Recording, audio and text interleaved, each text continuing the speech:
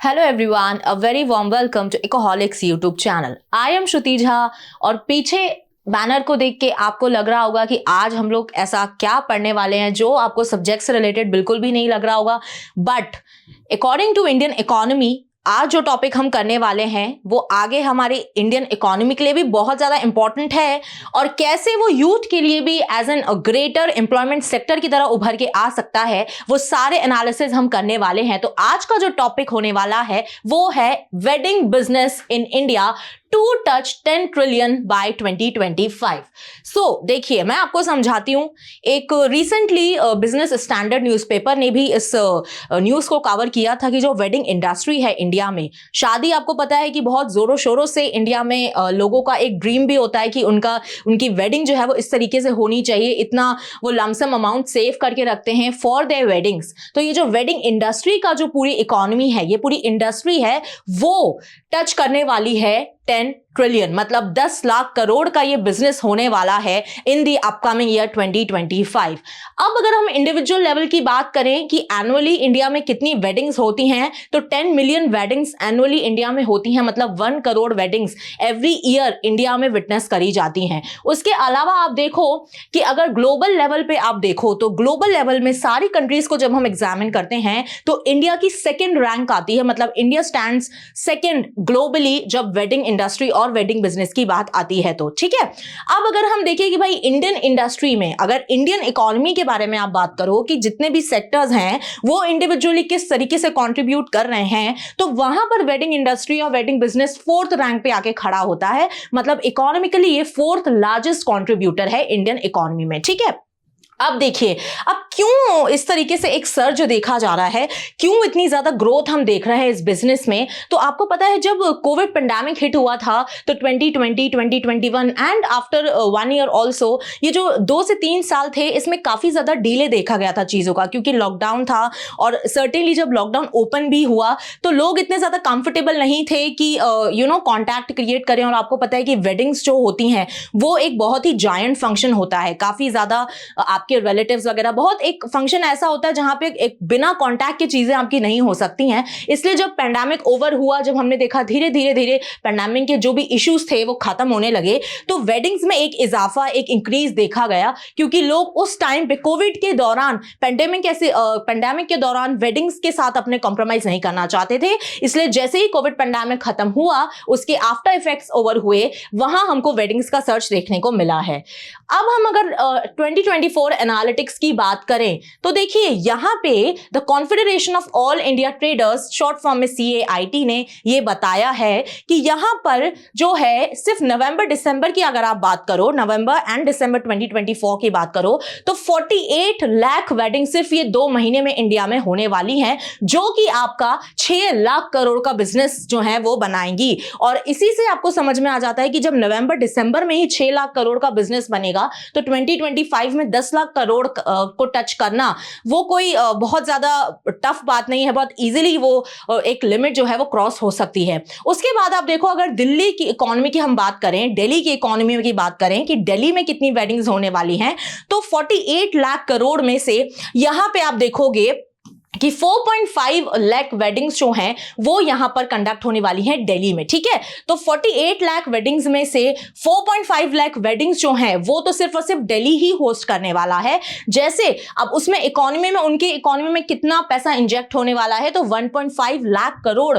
दिल्ली की इकोनॉमी में इंजेक्ट होगा through this wedding industry, through this wedding business. अब देखते हैं कि भाई क्यों ऐसा देखा जा रहा है, क्यों 2024 की जो एनालिटिक्स हैं वो इतने इंपॉर्टेंट हैं, इतने ज्यादा एक अच्छे बड़े नंबर पे हम क्यों खड़े हुए हैं। तो देखिए, 2023 के कंपैरिजन में आप बात करो तो अगर हम देखें कि भाई अगर लास्ट ईयर सिर्फ और सिर्फ 11 डेट्स ऐसी ऑस्पिशियस डेट्स थी जिनमें वेडिंग्स हो सकती थी, तो 2024 में ऐसी 18 डेट्स देखने को मिली हैं। मतलब 18 डेट्स ऐसी ऑस्पिशियस डेट्स हैं जिनमें आप अगर अपनी वेडिंग को करवाते हो तो वो आपके लिए काफी अच्छा होगा। आपको पता है कि मुहूर्त देके ही शादी करी जाती है, तो इस ईयर में ऐसी 18 डेट्स हैं जो कि लास्ट ईयर के कंपैरिजन में 7 नंबर्स बढ़ के आ रही हैं, इसीलिए ये सर्च और ज्यादा देखा जा रहा है। अब अगर हम भाई कंपेयर करें ग्लोबल वर्ल्ड में, बेसिकली अगर हम यूएस और चाइना के साथ कंपेयर करें तो देखिए यूएस से तो डेफिनेटली इंडिया का कोई कंपैरिजन नहीं है। अगर वेडिंग्स की बात आती है, यूएस का काफी लो नंबर है वेडिंग्स में, बट अगर आप चाइना को देखोगे तो चाइना में सबसे लार्जेस्ट नंबर पे वेडिंग्स होती हैं और हम सेकेंड नंबर पे तभी आते हैं, ठीक है। बट यूएस के मामले में तो यूएस से हमारे जो इंडिया में वेडिंग्स होती हैं वो 2 गुना ज्यादा है यूएस में, क्योंकि आपको पता है कि वेस्टर्न कल्चर जो है वो वहां पर ज्यादा वेडिंग्स को प्रमोट नहीं किया जाता है, वहां पे ज्यादातर लिव इन रिलेशनशिप्स को प्रमोट किया जाता है, इसलिए वहां पर वेडिंग्स जो है वो ज्यादा नंबर पे आपको कंडक्ट होती हुई नहीं दिख रही हैं। अब अगर हम यहां स्टैटिस्टिक्स की बात करें तो नंबर ऑफ वेडिंग्स को अगर हम देखें तो इंडिया में आप देखिए 80 लाख टू 1 करोड़ अगर वेडिंग्स हो रही हैं, तो वहीं चाइना में 70 से 80 लाख वेडिंग्स हो रही हैं और यूएस में 20 से 25 लाख वेडिंग्स हो रही हैं। अब अगर हम साइज देखें कि वेडिंग मार्केट का साइज कितना है, ठीक है, कितना ये उस कंट्री की इकोनॉमी को अफेक्ट करने वाला है, तो यहां पे यूएस में देखिए आप 5.7 लाख करोड़ का बिजनेस है और वहीं यहां इंडिया में 10.7 लाख करोड़ का बिजनेस है और चाइना में 13.9 लाख करोड़ का बिजनेस है, ठीक है। आप खुद देख सकते हो जो सिग्निफिकेंट नंबर है वो एक कंट्री की इकोनॉमी को पूरी तरीके से होलिस्टिकली चेंज कर सकता है, ठीक है। अब now coming to the Indians spending analysis, wedding एक ऐसा प्रोग्राम होता है या फिर एक ऐसा इंसिडेंट होता है किसी भी पर्सन इंडिविजुअल की लाइफ में कि उनके बहुत ज़्यादा ड्रीम्स होते हैं कि ओके हमारी शादी ऐसी होनी चाहिए या फिर हमको ऐसे स्पेंड करना है, हमको इस तरीके के डिज़ाइनर लहंगा या फिर डिज़ाइनर शेरवानी लेनी है, तो काफ़ी ज़्यादा चीज़ें होती हैं, बहुत सारे एक खर्चे होते हैं वेडिंग में, कोई एक दिन का काम नहीं होता है। काफ़ी टाइम से कोई भी इंडिविजुअल जो है वो अपनी वेडिंग के लिए सेविंग्स करता है और काफ़ी लोगों की तो पूरी जो अर्निंग्स ही होती हैं वो अपने वेडिंग की सेविंग्स में ही चली जाती हैं। तो यहाँ पे अगर हम देखें कि किस तरीके से यहां डिवीजन क्रिएटेड है, तो देखिए यहां पे अगर आप देखोगे रिटेल इंडस्ट्री में, तो अगर फूड एंड ग्रोसरीज को आप हटा दो तो फूड एंड ग्रोसरी के बाद जो दूसरा नंबर आता है वो आपका आ जाता है किसका, वेडिंग सेक्टर का। जो वेडिंग सेक्टर से रिलेटेड जितनी भी शॉपिंग होती है वो आपके रिटेल में सेकेंड रैंक पे आती है after food and groceries if we talk about India. अब यहां पे देखो अगर आप इंडियन रिटेल मार्केट की बात करो तो देखिए यहां पे फूड एंड ग्रोसरीज आ गई जिसमें 55.8 लाख करोड़ का बिजनेस है। उसके बाद आपकी वेडिंग्स होती हैं, फिर आपके अपैरल एंड एक्सेसरीज होती हैं, जो भी हम क्लोथ्स पहनते हैं या फिर जो भी एक्सेसरीज कैरी करते हैं। उसके बाद आपका आता है ज्वेलरी, ज्वेलरी भी काफी ज्यादा प्रमोटिंग बिजनेस है इंडिया में 6.4 लाख करोड़ का। और फिर उसके बाद आपके कंज्यूमर ड्यूरेबल्स आते हैं, जो भी डे टू डे लाइफ में आपके इक्विपमेंट्स वगैरह आप यूज करते हो वो सारे आ जाते हैं। फिर उसके बाद आपका आ जाता है हेल्थ एंड ब्यूटी केयर, ठीक है, जो भी हेल्थ से रिलेटेड सप्लीमेंट्स हो गए, आजकल ब्यूटी केयर से भी जो जो डर्मैट्स होते हैं और बाकी ब्यूटी जो जितने भी चीजें आ गई हैं आजकल जिसमें काफी ज्यादा खर्चा होता है, लेजर इक्विपमेंट्स वगैरह भी बहुत ज्यादा प्रेवलेंट हो गए हैं, तो वो भी एक काफी ज्यादा एक सिग्निफिकेंट नंबर इंडियन इकोनॉमी में कंट्रीब्यूट करता है। Moving further, weddings by spending range, तो अगर हम यहां पर देखें कि एक देखिए क्या होता है जब भी वेडिंग होती है किसी भी इंडिविजुअल की, तो उसमें बहुत इंपॉर्टेंट होता है कि क्या उस फैमिली का इनकम ब्रैकेट है। ऐसा तो नहीं है कि भाई आपकी जो इनकम है उससे आप 10 गुना ज्यादा स्पेंड कर दोगे वेडिंग में, दिस इज नॉट पॉसिबल। तो एक इनकम ब्रैकेट में रह के ही आप वेडिंग अपनी कंडक्ट करते हो। तो उस वे में अगर हम इंडिया में देखें कि क्या इनकम ब्रैकेट्स हैं और ज्यादातर किस इनकम ब्रैकेट में सबसे ज्यादा शादियां होती हैं, तो देखिए जो 3 लाख का जो इनकम ब्रैकेट होता है उसमें आपकी 10 लाख वेडिंग्स देखने को मिलती हैं। फिर 6 लाख का भी सेम है, आपको 10 लाख वेडिंग्स देखने को मिलती हैं। फिर ये दोनों के साथ ही अगर आप यहाँ पर 50 लाख का भी बजट देखो तो यहां पे भी आपको 10 लाख वेडिंग्स देखने को मिलती हैं। अब सबसे ज्यादा जो इनकम ब्रैकेट में वेडिंग्स कंडक्ट करवाई जाती हैं वो है आपका 10 to 25 लाख, जिसमें आपके 27 लाख वेडिंग्स को इंडिया में देखा जाता है। मतलब सबसे ज्यादा जो इनकम ब्रैकेट है, आप देखो सबसे ज्यादा जो एक्सपेंडिचर किया जाता है वेडिंग में वो इस इनकम ब्रैकेट का होता है। मतलब 10 से 25 लाख एक एवरेज लेवल पे एक फैमिली जो है वो वेडिंग में इन्वेस्ट करती है, वेडिंग में खर्चा करती है। और अगर 1 करोड़ एंड मोर का देखो तो इसमें आपको कम नंबर देखने को मिलता है। 50,000 वेडिंग्स जो है वो इस बजट में होती हैं ऑफ 1 करोड़ रुपीस और more than that. Now breakup of wedding expenses. क्या क्या ऐसे चीजें हैं, क्या क्या ऐसे एक्सपेंसेस हैं जिसमें एक इंडिविजुअल स्पेंड करता है और क्या आपका एक्सपेंडिचर या फिर बजट हो सकता है। तो यहां पे आप देखो सबसे ज्यादा जो है वेडिंग में इन्वेस्ट होता है ज्वेलरी में। कितना बजट होता है? तो भाई 25% जो भी एक फैमिली है वो अपना बजट ज्वेलरी के लिए एलोकेट करती है कि अगर हमको वेडिंग करनी है तो ज्वेलरी के लिए हमें इतना अमाउंट लेना पड़ेगा। आपको भी पता है कि ज्वेलरी का एक बहुत ही एक इंपॉर्टेंस होता है ड्यूरिंग द वेडिंग और वो एक शगुन की तरह भी देखा जाता है। ठीक है,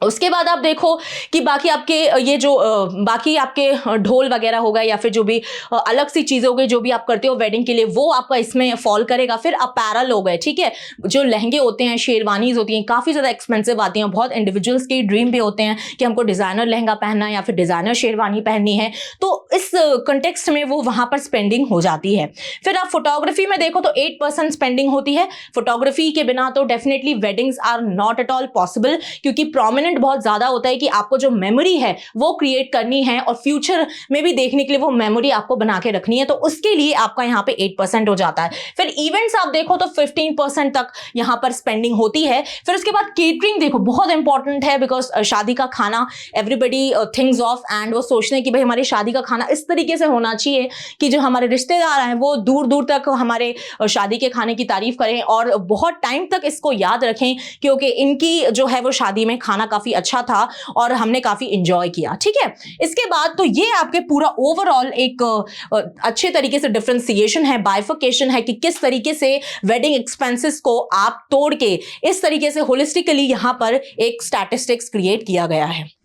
now moving towards the employment generation. अब यहां पे जो है वो हमारे काम की बात है कि देखिए आजकल जो सिनेरियो है, जो यूथ है, अगर आप देखो कि क्या एम्प्लॉयमेंट ऐसी फैसिलिटीज हैं, क्या एम्प्लॉयमेंट ऐसे सेक्टर्स हैं जो यूथ आगे देख सकता है फ्यूचर में, तो डेफिनेटली बहुत सारे ऐसे सेक्टर्स हैं। अगर आप गवर्नमेंट जॉब ले लो या फिर आप कोर जॉब्स की तरफ जाओ तो कॉम्पिटिशन हर जगह ज्यादा है। ठीक है, स्पेशली जब आप गवर्नमेंट सेक्टर की बात करते हो तो वहां पे अटमोस्ट कॉम्पिटिशन आपको देखने को मिलता है। कट थ्रोट कॉम्पिटिशन की वजह से जो यंगस्टर्स होते हैं वो बहुत ज्यादा स्ट्रेसफुल सिचुएशन से गुजरते हैं। ठीक है, तो Indeed that will be more beneficial for you all and कि हम इस तरीके से अपना फ्यूचर देखें कि भाई जो इनोवेटिव तरीके हैं, जहां पर अभी फ्यूचर में इंडिया में आपको ज्यादा बिजनेस दिख रहा है कि इंडिया में ज्यादा बिजनेस हम इस सेक्टर में कर पाएंगे, तो बेटर ज्यादा वही होगा कि आप उस सेक्टर में कदम रखो और अगर आप एबल हो कि कुछ इनोवेटिव या फिर क्रिएटिवली उस सेक्टर में काम कर पाओ तो आई थिंक आपको जरूर वो सेक्टर को ऑप्ट करना चाहिए।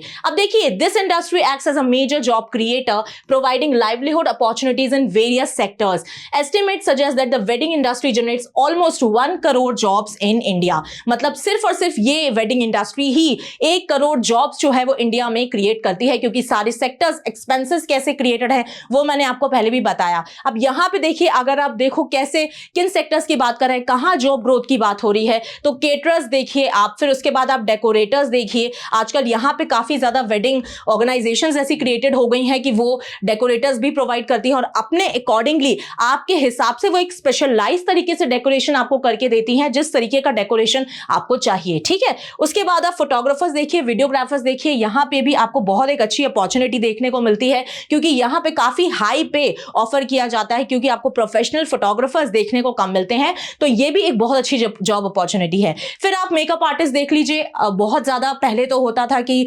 जो ब्राइड्स हैं वो पार्लर्स जाती थी, बट आज जो है मेकअप आर्टिस्ट आपके खुद वहां जहां पे आपकी वेडिंग होने वाली है वहां तक आते हैं और वहां पर आपका जैसा आपको मेकअप चाहिए उस तरीके का मेकअप क्रिएट करके देते हैं, तो ये भी इंडस्ट्री काफी ज्यादा ग्रो कर रही है। फिर वेडिंग प्लानर्स, तो यहां तो आपका स्पेशलाइजेशन कोर्सेज ही आजकल आ गए हैं, आपको देखने को मिलेंगे कि वेडिंग प्लानिंग एजेंसीज काम करती हैं और काफी सक्सेसफुल तरीके से जब ये सीजन आता है तो उनको प्रॉफिट देखने को मिलता है। ठीक है, फिर म्यूजिशियंस आ गए, बहुत सारे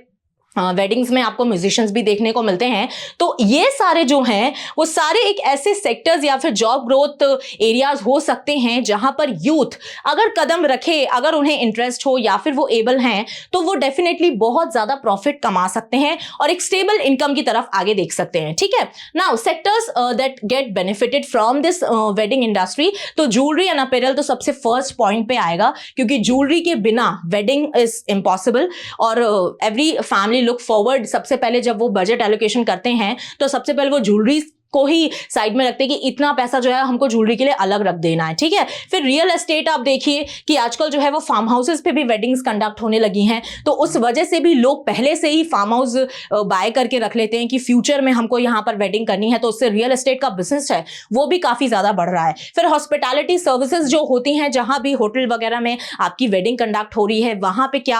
आपके किस तरीके से आपको ट्रीटमेंट दिया जा रहा है, वो आपको हॉस्पिटैलिटी सर्विसेज में फॉल करता है, ठीक है। फिर आपका ट्रैवल एंड टूरिज्म देख लीजिए, क्योंकि डेस्टिनेशन वेडिंग्स आजकल बहुत ज्यादा प्रोमिनेंट है, तो इस वजह से आपका ये जो ट्रैवल एंड टूरिज्म वाला पार्ट होता है, ठीक है, वो भी कवर अप हो जाता है। फिर आप टेक्नोलॉजी देख लीजिए भाई, ड्रोन्स हो गए, ड्रोन से आजकल लाइव स्ट्रीमिंग वगैरह, ये सारी टेक्नोलॉजी जो है वो काफी प्रोजेक्टर के थ्रू जो ब्राइड एंड ग्रूम होते हैं उनकी भी फोटो, उनके भी वीडियोस रन होते रहते हैं थ्रू आउट द वेडिंग, ठीक है। उसके बाद जो ड्रोन्स है उससे एक ओवरऑल पूरा स्काई से एक यहाँ पर पूरी वेडिंग को कवर किया जाता है। तो ऐसी जो टेक्नोलॉजिकल इक्विपमेंट्स आ गए हैं, उन्होंने वेडिंग को जो कैप्चर करने का वे है उसको भी बहुत ज्यादा अलग और बहुत डिफरेंट बना दिया है, ठीक है। Now moving forward towards the initiative कि इंडिया में अगर वेडिंग का बिजनेस इतना बढ़ रहा है तो क्या इंडियन गवर्नमेंट ने कभी इसको इसमें ध्यान में रख के कोई इनिशिएटिव लॉन्च नहीं किया या फिर कभी इस बारे में बात नहीं करी? तो ऐसा नहीं है, करी है। प्राइम मिनिस्टर मोदी जो हैं उन्होंने वेड इन इंडिया इनिशिएटिव को लॉन्च किया और उन्होंने ये बोला, क्योंकि ये काफी ज्यादा देखा जा रहा था कि जो इंडिया के जो बड़े बड़े इंडस्ट्रियलिस्ट हैं वो बाहर जाकर मतलब अब्रॉड में जाकर वेडिंग करने में काफी ज्यादा इंटरेस्टेड दिख रहे थे, क्योंकि हमारे जो सेलिब्रिटीज भी, जो बॉलीवुड सेलिब्रिटीज भी आप देखते होंगे काफी ज्यादा इटली में जा रहे हैं, स्पेन में या ग्रीस में, तो यूरोपियन कंट्रीज में जाकर खर्चा करते हैं। तो यहां पर गवर्नमेंट को लगा कि भाई यहां हमारा जो है वो लूप होल क्रिएट हो रहा है, क्योंकि ये जो पूरा रेवेन्यू है वो दूसरी कंट्री को मिल रहा है, इंडिया का पैसा है बट दूसरी कंट्री को फायदा मिल रहा है। तो यहां पे वेड इन इंडिया से ये बोलना चाह रहे हैं कि भाई आप जो है हमारी इंडिया की ब्यूटीफुल और सीनिक लोकेशंस को ही चूज करिए वेडिंग करने के लिए, और जो भी पैसा बाहर जा रहा है वो हमारे इंडिया के इंडिया में ही बना रहे, तो इंडियन इकोनॉमी के लिए काफी ज्यादा बड़ा होगा, ठीक है। यहां पर जो है ये रिक्वेस्ट करते हैं इंडस्ट्रियलिस्ट से कि भाई उत्तराखंड में जो है आप कोशिश करिए कि एक ना एक जो है वो डेस्टिनेशन वेडिंग उत्तराखंड में जरूर कंडक्ट करी जाए। और यहाँ पे कितने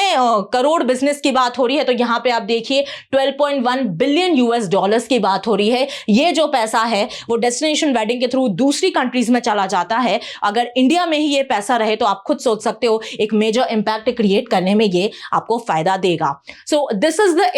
फाइनल स्टेटमेंट। तो यहाँ पे आपने देखा कि भाई कैसे हमने इस इंडस्ट्री में हम ग्रो कर रहे हैं, आगे भी इस इंडस्ट्री में बहुत ज्यादा ग्रोथ हमको देखने को मिल सकती है। So this was the analysis provided by me. Thank you so much for watching my session and don't forget to subscribe to our channel Ecoholics for further more interesting videos. Till then पढ़ते रहिए, खुश रहिए। जय हिंद, जय भारत।